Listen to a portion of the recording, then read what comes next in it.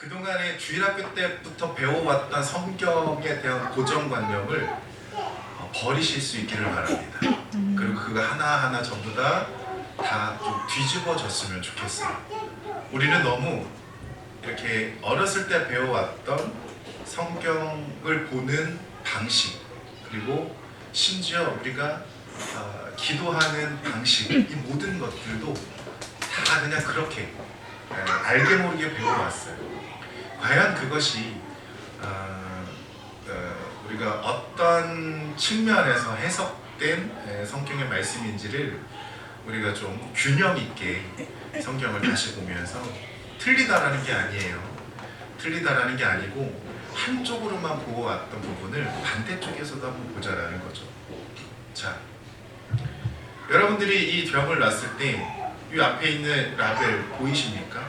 저는 안 보여요. 이렇게 놓으면요, 저는 보이지만 여러분들은 안 보이죠. 똑같은 거예요. 여러분들은 지금까지 이것만 봐왔어요. 뒷면은 본 적이 없단 말이에요. 이거를 전체를 다 균형 있게 보면서 성경을 우리가 한번 다시 전체적으로 더 풍성하게 보자라는 겁니다.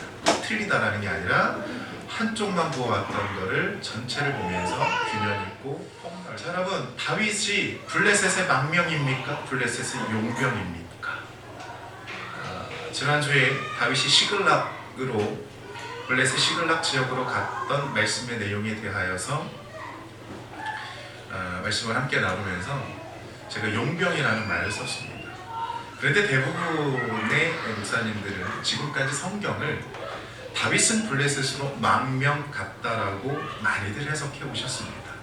자, 블레셋으로 망명이라는 건 어떤 이 죽을 죄를 지은 사람이 자기의 본 고국을 떠나서 도망을 가서 다른 것으로 갔다라는 건데, 이스라엘 측면에서 사울의 입장에서는 망명이 맞아요.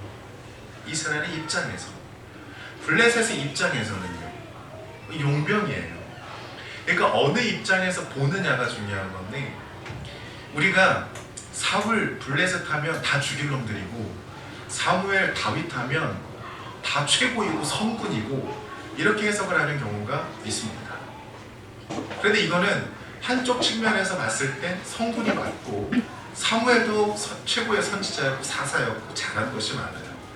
그런데 그들의 잘못한 부분도 성경은 분명히 기록하고 있어요. 그 이야기도 좀 해보자라는 거죠. 지금까지 하지 않았지만 이제 좀 그 이야기도 좀 한번 해보자 이거죠. 그리고 블레셋, 사울, 무조건 이 사람들이 다 잘못했다가 아니고 잘한 것도 있다라는 거예요. 오늘 말씀 속에 잘한 일이 나와요.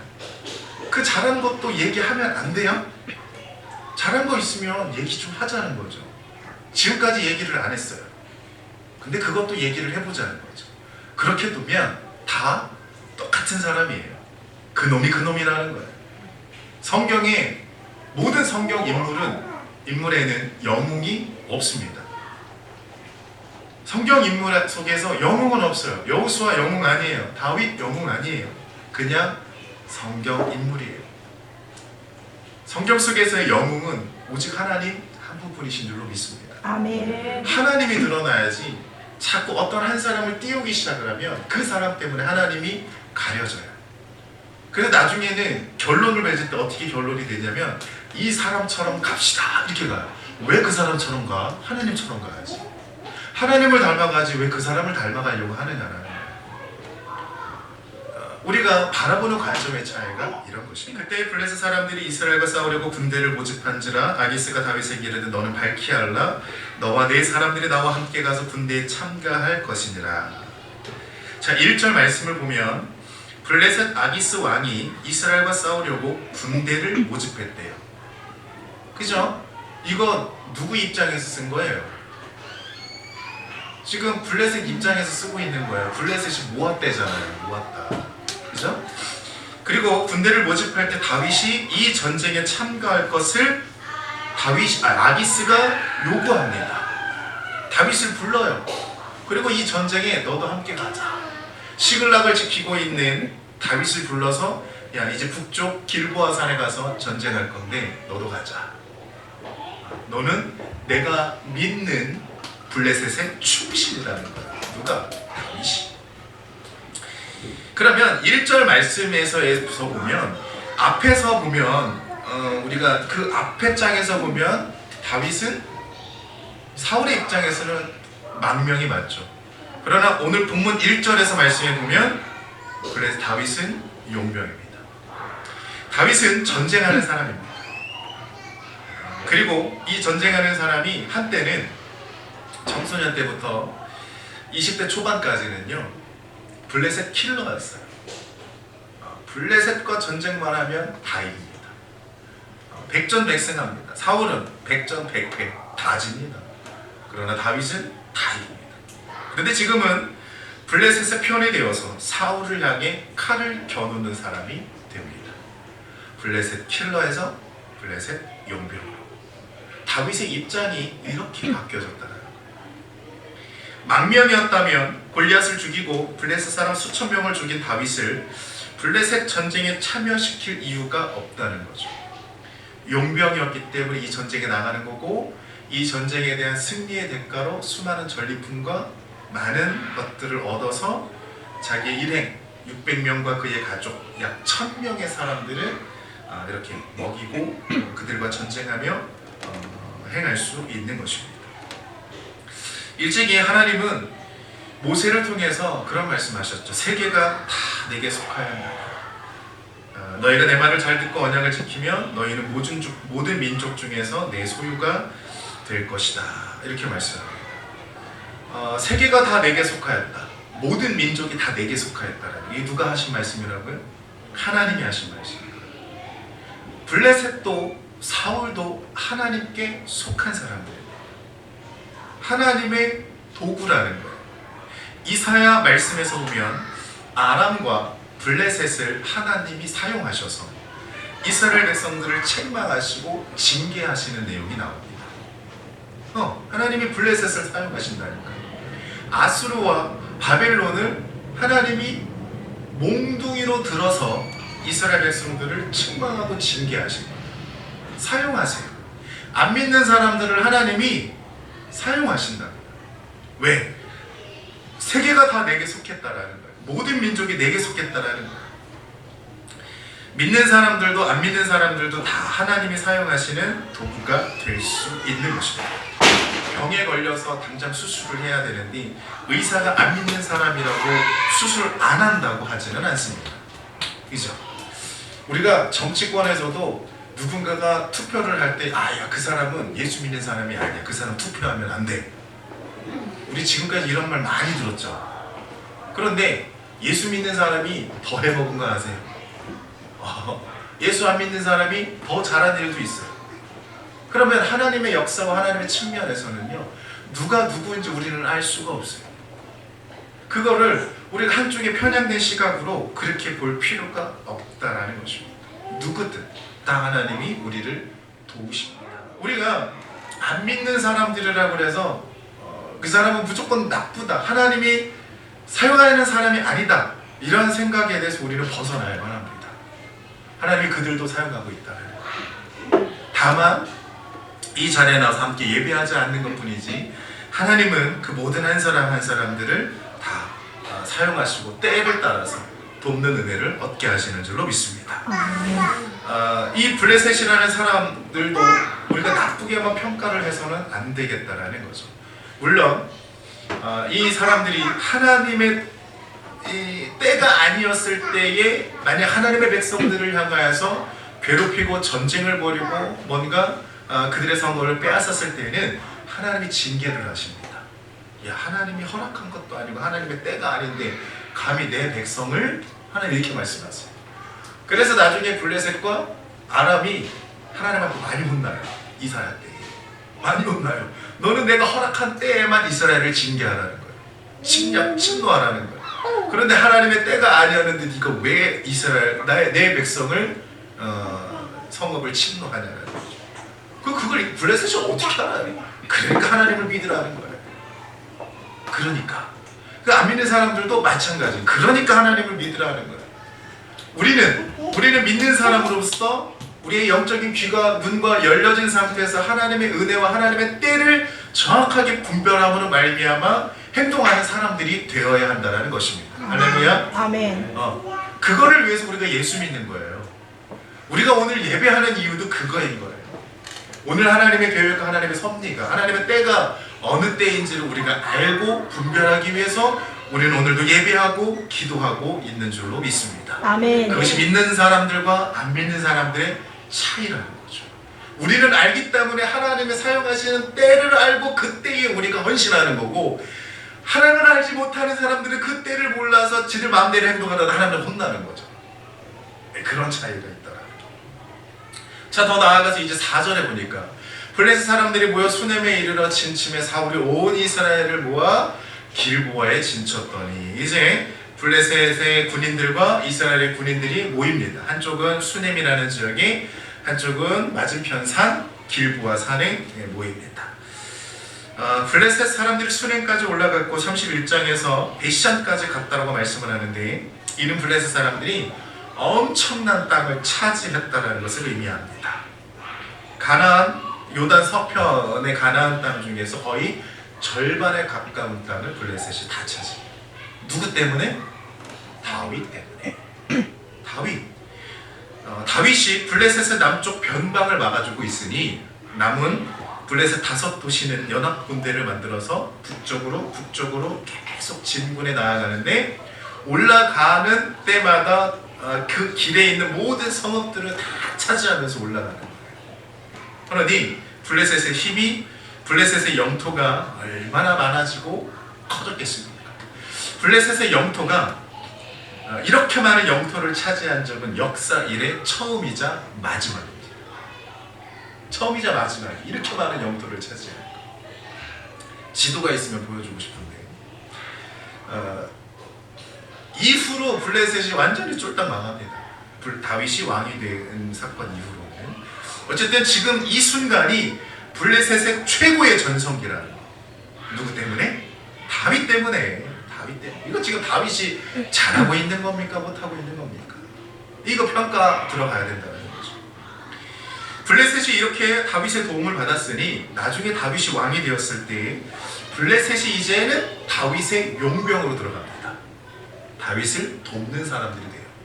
그리고 이스라엘의 형제 국가 암몬, 모압, 에돔 다 형제 국가거든요. 이 형제 국가를 향하여 전쟁을 할 때 블레셋이 앞서서 나가 전쟁을 벌입니다. 다윗이 우리를 도왔다는 거예요. 그러니 우리도 다윗을 돕자는 거죠. 이게 블레셋과 다윗의 관계입니다. 이렇게 블레셋은 사울의 적이고 사울은 다윗의 적이죠. 적의 적은 친구라잖아요. 그래서 다윗과 블레셋이 이때에 친구 먹고 많은 땅을 차지하며 사울이 죽어가는 것을 지켜보고 있는 겁니다. 다윗, 블레셋의 만명입니까? 용명입니까? 다윗에 대한 평가 이렇습니다. 자, 두 번째, 사울의 종교개혁인가? 사울의 불순종인가? 자, 오늘 말씀 3절 우리 한번 같이 읽어보겠습니다. 시작. 사무엘이 죽었으므로 온 이스라엘이 그를 두고 슬피 울며 그의 고향 라마에 장사하였고 사울은 신접한 자와 박수를 그 땅에서 쫓아내었더라. 아멘. 3절 말씀은 지금 일어난 일이 아닙니다. 과거 사무엘이 죽었다라는 말씀의 내용은 25장에서 나발과 아비가일 사건을 이야기할 때 그때 죽었습니다. 다윗이 이 광야에 있을 때, 그때 이미 사무엘이 죽었던 내용이 그때 기록되어져 있는데 오늘 본문 말씀에서 한 번 더 기록을 하고 있는 거예요. 이미 있었던 내용을 한 번 더 기록함으로 인해서 사울은 그 시기에, 사울이 죽었던 그 시기에 사울이 어떠한 일을 행했다라는 것을 같이 기록하고 있는 거죠. 사울은 신접한 자와 박수, 이 무당이죠. 그 땅에서 쫓아내었다라고 말씀을 합니다. 이 말씀은 사울의 집권 초기에 있었던 말씀의 내용입니다. 사무엘상 11장에서는 사울이 왕이 된 후에 고향에서 소를 몰며 밭을 갈다가 길랏 야베스의 소식을 듣고 성령의 감동으로 암몬과 전쟁을 한 사건이 있습니다. 당시 사울은 하나님의 영으로 충만했고 영적 리더십이 있었고 하나님 외에 다른 어떤 것을 두려워하지 않는 아주 믿음직한 왕이었습니다. 사무엘이 사울을 모략함으로 말미암아 그의 왕권을 추락시키기 전까지 사울은요 아주 괜찮은 왕이었다는 거죠. 아주 성경의 원어로 해석을 하면 아주 토부한 왕이었다. 토부. 하나님 보시기에 아주 좋은 왕이었다고 기록하고 있습니다. 그때에 이 집권 초기에 사울이 했던 일 중에 하나가 뭐냐면 신접한 자와 박수 이런 무당들을 그 땅에서 쫓아내었다고 말씀합니다. 이것은 종교개혁입니다. 일종의 사울을 통한 종교개혁이 이루어졌던 거죠. 일찍이 하나님은 모세를 통해서 점치는 자들과 마술사들과 무당들에 대하여서 가나안 땅에서 쫓아낼 것을 말씀하신 적이 있습니다. 신명기 18장 10절부터 13절 함께 읽겠습니다. 그의 아들이나 딸을 불 가운데로 지나게 하는 자나 점쟁이나 기륭을 말하는 자나 요술하는 자나 무당이나 진언자나 신접자나 박수나 초혼자를 너희 가운데 용납하지 말라. 이런 일을 행하는 모든 자를 여호와께서 가증히 여기시나니 이런 가증한 일로 말미암아 내 하나님 여호와께서 그들을 내 앞에서 쫓아내시느니라. 너는 내 하나님 여호와 앞에서 완전하라. 아멘. 여러분 사울의 이 사역은요 모세를 통해서 하나님 말씀하셨던 율법을 실행한 겁니다. 이거 잘한 거예요, 못한 거예요? 아니 이 뒤에 신접한 여인 만난 거 아직 생각하지 마요. 그것도 문제가 있어. 좀 이따 얘기할 거예요. 신접한 여인을 만나러 간 사울이 잘못했다. 이거 버리세요. 그 다시 해석할 거예요. 그게 아니고 지금 이 본문 말씀만을 딱 놓고 봤을 때는 사울은요 모세의 율법을 지킨 거예요. 율법을 행한 거예요. 그리고 나름대로의 하나님만을 섬기기 위해서 종교개혁을 이룬 거예요.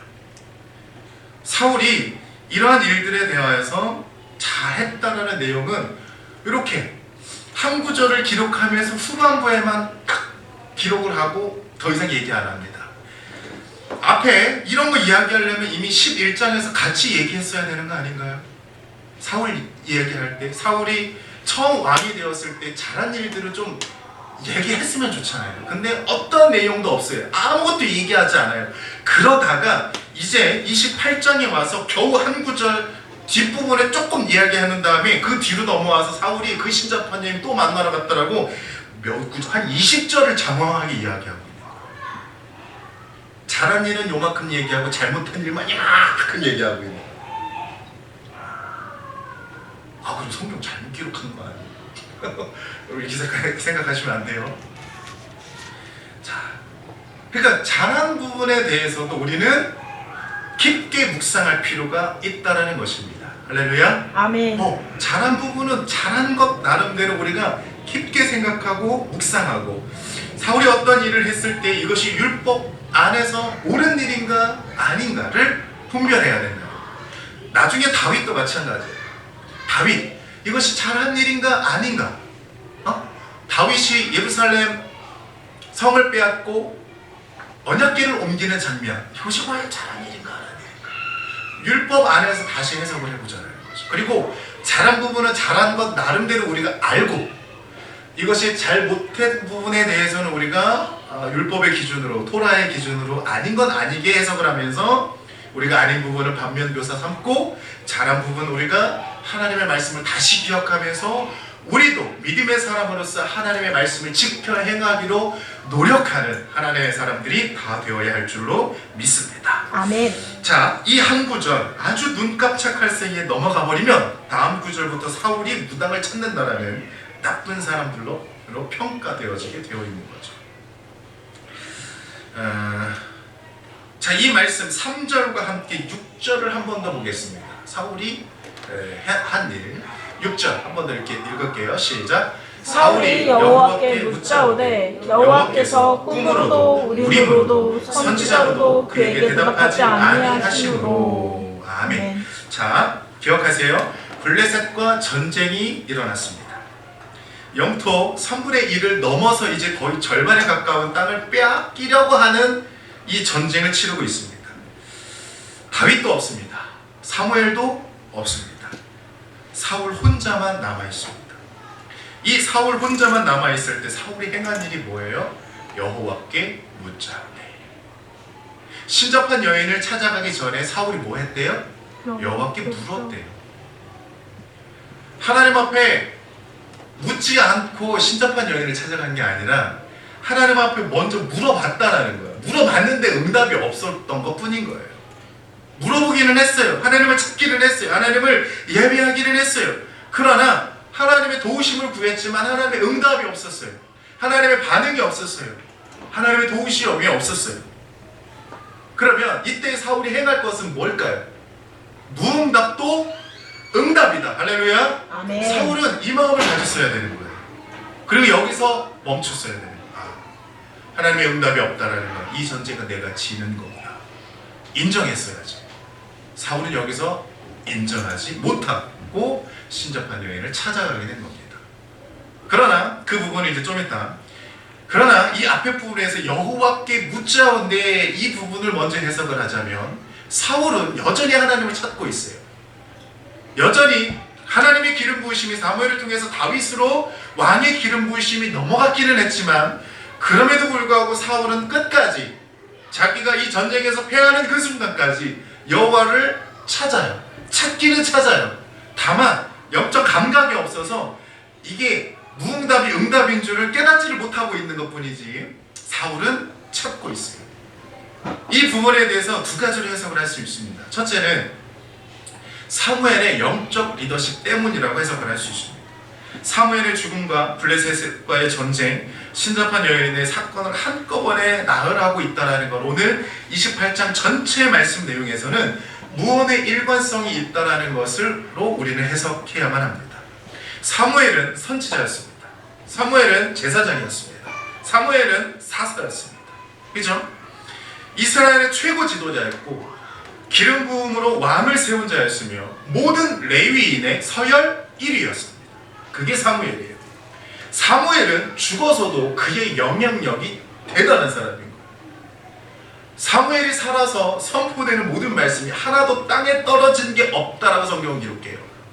그만큼 하나님 편에서 그동안의 어두운 사사 시대를 끝낸 마지막 사사임과 동시에 하나님의 음성을 들었던 선지자였으며 이 사무엘을 통해서 미스바 세대의 운동이 일어났던 사람이 대단한 사람인 거예요. 정말 대단한 사람. 사무엘이 죽기는 했지만 그가 남겼던 모든 말, 그가 남겼던 모든 행동, 그가 선포했던 모든 말씀들의 영향력이 이스라엘 전체를 뒤덮고 있는 상황이었다는 거예요. 그러니 사울 왕이 길을 필 수 있겠습니까? 길을 못 피는 거예요. 사울은 시대를 잘못하고 났어요. 자, 말씀을 보면 꿈으로도 우림으로도 선지자로도 응답하지 않았다는 건 모든 이 우림, 선지자, 이 무슨 말이에요? 레위인과 관련된 내용이에요. 모든 레위인, 모든 제사장, 모든 선지자들은 사무엘의 편으로서 사울을 돕지 않는 사람들이라는 거예요. 사울을 돕지 않고 있다라는 거예요. 사울이 이런 거예요. 사울이 여호와께 묻자오네, 여호와께 예배하고 여호와의 이름을 부르고 찾고 있을 때 주변에 레위인과 많은 사람들이 있지만 선지자들이 있지만 돕지 않아요. 멀리서 지켜보고 있는 거예요. 왜? 사울은 이제 추락하는 왕이고 다윗은 떠오르는 왕이라는 거예요. 이제 줄을 어디로 서야 할지를 기다리고 있는 거라는 거예요. 사무엘의 영향력을 같이 설명하고 있는 거예요. 자, 두 번째, 하나님의 무응답은 사실상 응답이었다는 거예요. 하나님이 응답하지 않은 이유는 하나님이 이미 결정하셨기 때문에 그렇습니다. 무엇을요? 사울이 전쟁에서 패할 것을 하나님이 결정하셨다는 거예요. 왕권이 이스라엘의 왕이 다윗의 기름 부으심으로 넘어갔다는 걸 이미 알고 하나님이 결정하셨다는 겁니다. 누구든 하나님의 결정을 뒤집을 수는 없습니다. 하나님의 뜻을 알고 계획을 알았다면 그 응답에 아멘 할 수 있는 믿음이 그것이 바로 신앙이요, 그것이 믿음인 줄로 믿습니다. 아멘. 여러분, 우리나라 사람들은요, 야곱, 다윗, 히스기야, 이 성경 인물을 굉장히 좋아합니다. 최고의 하나님으로 생각합니다. 왜요? 기도해서 응답받았다라는 거죠. 그런데 그거 아세요? 현재 이스라엘에 가서 유대인들에게 물어보면요, 제일 싫어하는 성경 인물 3명이 있는데 야곱, 다윗, 히스기야. 제일 싫어요. 왜 싫어하는지 아세요? 하나님께 기도해서 응답을 받았는데 너 떼써서 응답받았다라는 거. 떼써서. 여러분, 야곱 어떻게 응답받았어요? 야곱은 기도 응답을 받았지만 환도뼈를 얻어맞습니다. 그리고 그 이후에 성경을 읽어보면 자녀들 가운데 싸움이 일어나고요, 온갖 기근이 일어나고요, 이 집안 가운데 아주 어려운 일들이 많이 일어납니다. 다윗, 아들 때의 성전 건축을 허락받았지만 분열 왕국의 원인을 다윗이 제공합니다.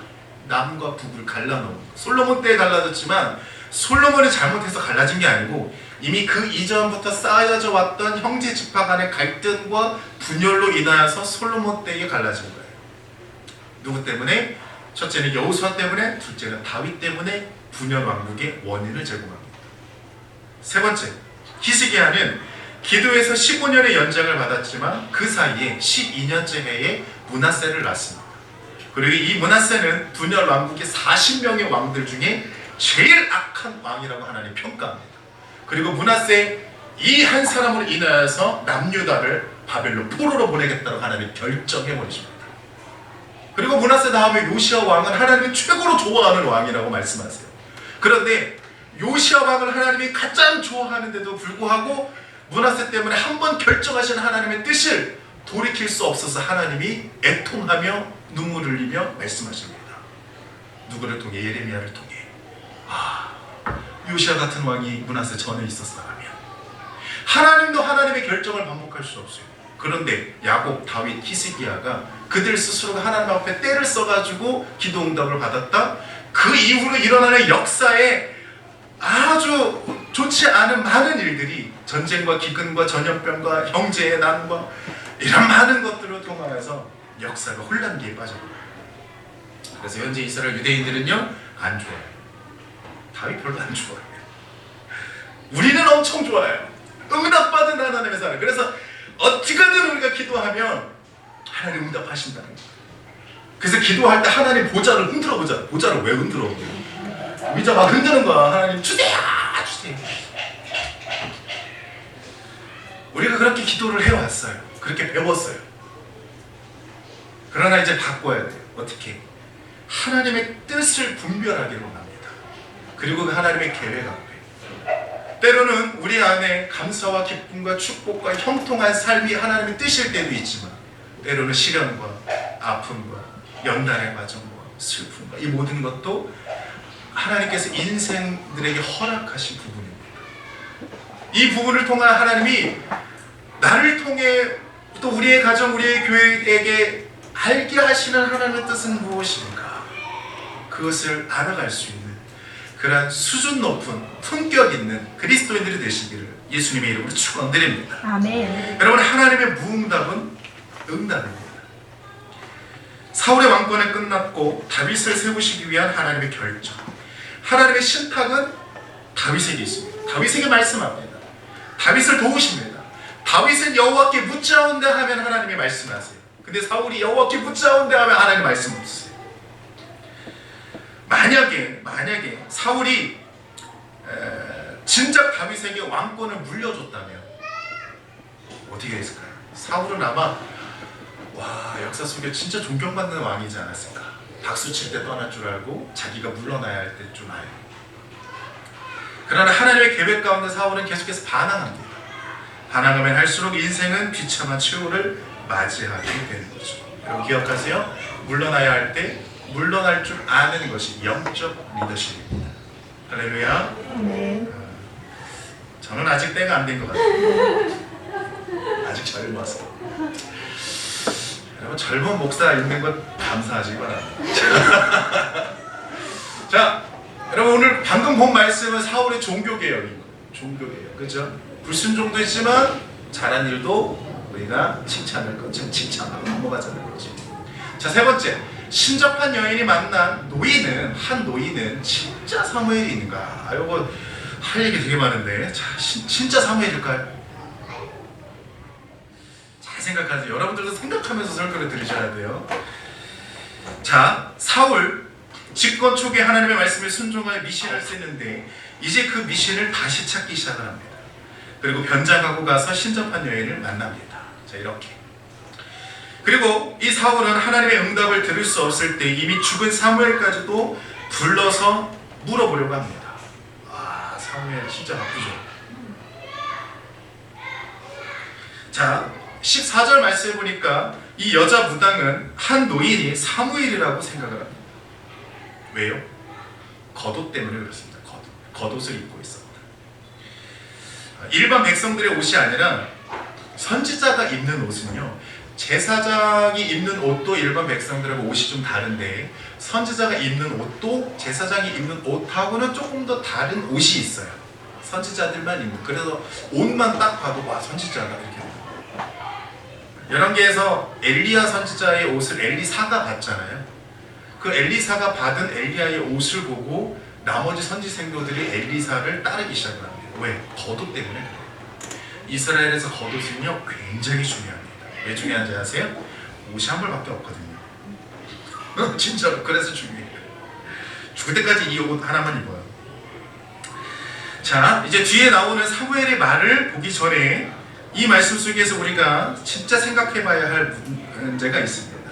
여자 무당이 본 노인이 진짜 사무엘인가? 죽은 자가 다시 불려져서 이야기할 수 있다라는 거 여러분 그거 믿으십니까? 무당 있죠? 점집 가보신 분. 어우, 손 올라오다가 이렇게 조심해. 이런 데서 이렇게 손 들면 안 돼. 점집 가보신 분. 무당이 접신한다고 할 때 접신은요, 잘 들으세요. 신내림을 받았다, 접신을 한다라는 것은 누구와 접신을 하는 거냐면 말 그대로 이 귀신하고 접신을 하는 건데, 무당은요 절대 죽은 사람의 영혼과 접신을 할 수가 없어요. 우리 잘 들으셔야 돼. 자, 별얘기 어디부터 얘기해야 되지? 간단하게. 자, 하나님은 사람을 흙으로 만드시고 그 코에 생기를 불어 넣으셨어요. 하나님을 만드시고, 그리고 이 사람이 타락하고 범죄함으로 말미암아 이 사람이 죽고 세상을 떠났을 때 흙으로 돌아가고 영혼은 하나님 품으로 갑니다.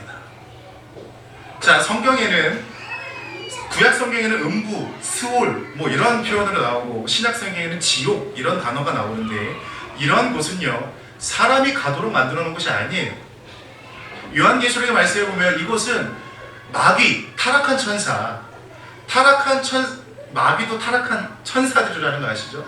타락한 천사들을 보내기 위한 그냥 어두운 곳이에요. 그곳에 이 마귀들, 천사들을 위한 공간으로 하나님이 지옥을 만드셨다는 거죠. 그런데 이 마귀들이 지들 혼자 가기가 그러니까 하나님을 대적할 수는 없으니까 하나님의 형상과 모양을 닮은 사람들을 데려가는 거예요. 하나님을 대신하여 하나님 형상과 모양을 닮은 연약한 인간들의 영혼을 데리고 물귀신 작전처럼 끌고 들어가는 거예요. 원래는 사람을 위해서 만들어 놓은 것은 아니지만 마귀들이 끌고 간다는 거예요. 그래서 귀신을 존재하는 거예요. 무당이 접신하는 귀신들은요 다 마귀이고 사탄입니다. 이들은 타락한 천사들입니다. 원래부터 하나님이 창조해 놓으신 천사들, 하나님을 반역하고 하나님을 부인하고 하나님을 배신하고 하나님을 떠난 타락한 천사들, 이들이 마귀이고 귀신이고, 이들이 무당들과 접신을 할 때에 형상의 모양을 가지고 접신을 하는 거예요. 죽은 사람의 형상, 죽은 사람의 이미지를 따라서 접신을 하는 거지, 죽은 사람의 영혼이 진짜 들어와서 막 그 후손들에게 이야기하고 그런 게 아니라는 거죠. 그런데 점집 가면 기가 막히게 잘 맞춰요. 당연히 잘 맞추죠. 마귀도 사탄도 영적 존재이기 때문에 모든 걸 다 알고 있거든요. 죽은 사람의 이 영혼이 살아생전에 어떠한 말씀을, 어떠한 이야기를 했는지, 그리고 이 앞으로의 이 영혼이 앞으로 어떤 인생을 살 것인지에 대해서 타락한 천사들도 이미 다 알고 있어요. 그래서 이들은 조상신의 형상과 이미지를 대신하여서 보여주면서 내가 네 하나님이다 하면서 와가지고 얘기하고 있는 거라는 거죠. 여러분, 죽은 사람의 영혼과 무당은 접신할 수 없습니다. 이거는 100% 악한 영들의 역사예요. 그렇게 나타나 이야기하는 겁니다. 만약 죽은 사람과 접신이 이루어졌다면 그것은 사람이 아니라 귀신인데, 그렇게 되면 조상신은 다 귀신이 되어 부천을 떠든다라는 잘못된 귀신론으로 해석이 될 수밖에 없어요. 그래서 우리가 뭐 명절이나 뭐 제삿날 와가지고 음식을 먹고 간다, 조상신에게 잘 되게 해달라고 빌고 기도하면 들어준다, 이거 다 마귀가 들어주는 거예요. 타락한 천사들이 응답하는 거예요. 그들이 그냥 도와주는 거라는 거예요. 점치면 예언해주고 미래를 알려주고 그렇게 해주는 거예요. 사람의 이미지를 가지고 무당을 속이고 사람을 속이는 조상신이 아니라 이것은 마귀의 장난이며 사탄의 속임이라는 사실을 우리는 분명히 알아야 할 줄로 믿습니다. 이런 관점에서 사무엘의 접신 사건은요, 이 다음에 나오는 이 구절들도 우리가 좀 새롭게 해석을 할 필요가 있습니다. 17절부터 19절 말씀을 요약하면 이런 거예요. 17절 말씀은 여호와께서 나를 통하여 말씀하신 대로 내게 행하사 나라를 내 손에서 내 이웃 다윗에게 주셨는데, 다윗을 왕으로 세우셨다라는 거예요. 두 번째, 사무엘이 나타나서 지금 이 얘기하고 있다는 거죠. 사무엘이. 두 번째, 아말렉 사건에서 너는 순종하지 않았다라는 거예요. 그죠? 맞는 얘기잖아요. 다윗에게 왕권을 옮겼고 아말렉에 순종하지 않은 거, 이게 맞는 얘기예요. 과거의 일이에요. 세 번째, 여호와께서 이스라엘을 너와 블레셋 사람들의 손에 넘기시리니 내일 너와 내 아들들이 나와 함께 있으리라. 여호와께서 이스라엘 군대를 블레셋 사람들의 손에 넘기시리라. 블레셋 전쟁에서 사울 그리고 너의 아들들 다 죽게 된다. 그러니까 앞으로 일어날 일을 얘기해 줍니다. 누가? 사무엘이. 그런데 진짜 사무엘인가? 만약에 진짜 뿅 나타난 사무엘로 해석을 해서 이것을 말씀을 하면요, 우리는 알게 모르게 점치는 자를 믿는 거예요. 그런 꼴이 돼버린다라는 거죠. 왜 하나님의 말씀 가운데 이런 말씀의 내용이 기록되어져 있을까요? 이거보다 더 심한 말씀들이 기록되어 있어요. 이거 뭐 아무것도 아니에요. 별 얘기 다 있어요, 성경에는. 우리가 몰라서 그렇지. 분명 사무엘의 말은 틀린 말이 아닙니다. 현재 무속인들에게 가서 점을 보거나 사주를 보면요, 그들이 틀린 말을 할까요? 당연히 맞는 말을 해요. 내 과거도 알고요, 앞으로 미래에 어떤 일이 일어날 거고요, 어떤 남자 조심해, 어떤 여자 만나, 뭐 이런 별얘기 다 해요. 그들의 미래를 다 예언해 줍니다. 들었을 땐 순간은 좋죠. 그리고 며칠 지나면 좋은 일이 일어나면, 야, 내 점괘가 맞네, 사주가 좋네, 뭐 별얘기를 다 합니다. 그런데 이것이 만약 사무엘을 가장한 마귀의 속임이라면 해석이 달라지게 됩니다. 이 본문은 진실로 하나님의 사무엘, 물론 이 본문을 해석을 할 때 여러분, 야, 사무엘은 진실로 하나님의 사람이었다가 아니라 사무엘을 가장한 마귀의 속임으로 주의하십시오라고 우리는 해석이 되어져야 합니다. 마귀가 아무리 옳은 말로 미래를 예언하고 말씀을 깨닫게 하여도 믿음의 사람들은 항상 영적 분별력을 가지고 하나님을 신뢰해야 할 줄로 믿습니다. 이 말씀, 이 세 개의 행간을 좀 바꾸면 이렇게 바꿨습니다. 적용이죠. 자, 첫째, 블레셋의 망명인가 용병인가? 이거는 여러분, 역사는 하나님의 기준으로 해석되어져야 된다. 말씀드리고 싶습니다. 두 번째, 사울의 종교개혁, 사울의 불순종. 이것은 우리가 한쪽의 편견을 좀 버리고 진실을 규명해 볼 필요가 있다. 세 번째는 신접한 여인, 어떻게 봐야 되느냐? 우리가 영적인 분별력을 가지고 하나님을 신뢰해야 할 줄로 믿습니다. 이미 사무엘은 하나님께로 갔어요. 물어보려면 하나님께 물어봐야지. 왜 죽은 사람의 영혼을 또 찾느냐. 그래서 여러분, 예수 믿는 사람들이 제사 안 지내는 거예요. 조상신 안 찾는 거예요. 조상을 보내주신 하나님께 감사하는 거죠. 하나님을 신뢰하시기 바랍니다. 하나님의 계획은 우리가 생각하는 것 그 이상으로 정말 신실하시고 좋으신 하나님의 능력으로 우리가 함께 하시는 줄로 믿습니다.